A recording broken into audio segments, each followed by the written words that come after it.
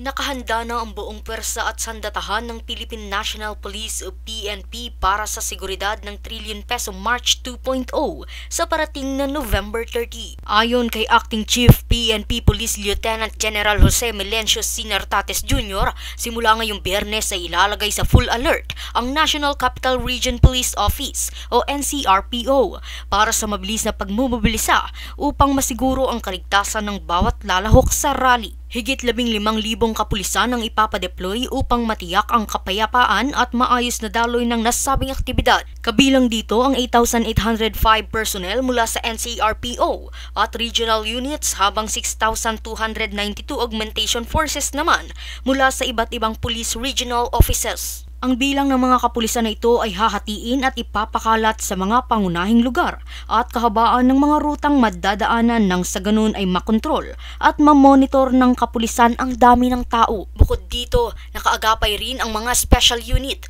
kabilang ang negotiation at monitoring medical teams, arresting officers, pati na rin ang legal at investigation teams. Nakaalerto na rin ang pamahalaang lungsod ng Quezon City, Department of Public Order and Safety, Metro Manila Development Authority at iba pang ahensyang may kaugnayan. Saad pa ni Nartates, magsasagawa rin sila ng real-time monitoring sa pamamagitan ng CCTV systems, gayon din ang pagpapaigting ng social media tracking, bunsod ng tumataas na online mobilization. Paalala ni Nartates, tanging hiling lamang nila sa mga dadalo ay sumunod sa mga patakaran at mahigpit na pinagbabawal ang anumang kilos ng rebelyon na pagsisimulan ng kaguluhan o makasira ng isang legal at payapang pagtitipon alinsunod sa Batas Pambansa bilang 880 at sa Revised Penal Code.